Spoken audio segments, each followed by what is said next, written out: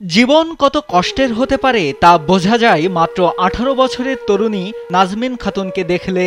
সারাদিন থাকেন অন্ধকার ঘরে, নেই আলো বাতাস ঢোকার পথ, ফ্যান আছে তবে অচল, ঘরের মধ্যে চারপাশে ছড়ানো ছেটানো বস্তা, খড়ি আর ময়লা আবর্জনার স্তূপ, নেই শোবার মতো খাট বা চৌকি।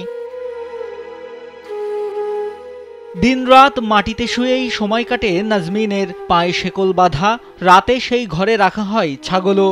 বলতে পারেন না কথা। দীর্ঘ ১৩ বছর নাজমিনকে এভাবেই ঘরবন্দি করে রাখা হয়েছে। মানসিক প্রতিবন্ধী হওয়ার কারণে সে কাউকেই চিনতে পারেন না।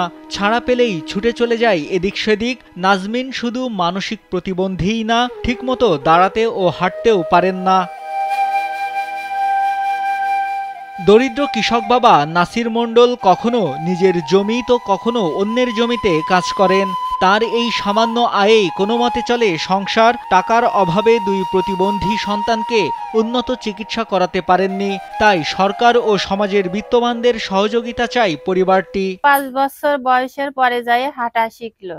হাঁটা শিখার পরে এখন হচ্ছে চেঁচায়, চিল্লায়, হাত দিয়ে খেতে পারে না, নিজেরা খায় দিতে হয়। আমরা চাচ্ছি যে সরকারি মতে যদি কিছু টাকা পয়সা দিত তাহলে চিকিৎসাটা করাতে পারতাম।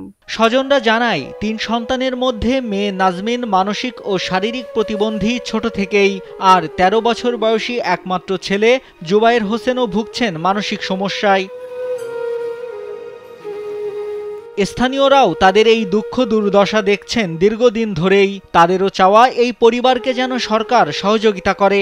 চিকিৎসার অভাবে এবং যত্নের অভাবে ওরা এরকম অসুস্থ হয়ে আছে। আমার মনে হয় যে ওদের সুচিকিৎসা করালেই এই বিষয়টা ওরা কিছুটা সুস্থ হতে পারবে। সরকার থেকে এই পরিবারের উপর সাহায্য আসে, তার মনে হয় এই ছেলেটার বা এর ফ্যামিলির অনেক উপকার হয়। ছেলেটা অনেক ছোট আছে, আল্লাহর রহমতে যদি সরকার কোনো আর্থিক সাহায্য করে বা কেউ করে তাহলে মনে হয় অনেকটা উপকার হয়ে যায়। ঝিনাইদহের শৈলকুপা উপজেলার আনন্দনগর গ্রামের নাসির মণ্ডল ও বুলবুলি খাতুন দম্পতির সন্তান নাজমিন খাতুন ও জুবায়ের হোসেন। শুধু সরকারি সহযোগিতা নয়, দুই ভাই বোনকে স্বাভাবিক জীবনে ফেরাতে সমাজের বিত্তবানদেরও এগিয়ে আসার আহ্বান জানান স্থানীয়রা। নাইমুল হাসিব, কালবেলা।